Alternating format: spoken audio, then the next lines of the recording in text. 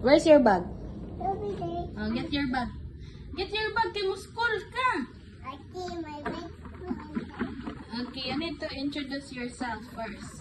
is a wealthy. Okay, you need to introduce yourself. So I will be your pretending teacher. Okay, I will ask you questions. You need to answer me, okay? Okay. So, what is your name? I'm Nikita Nikita. And how old are you? Me. And where do you live? I live somewhere. I don't know. I already taught you. I live in... Hi!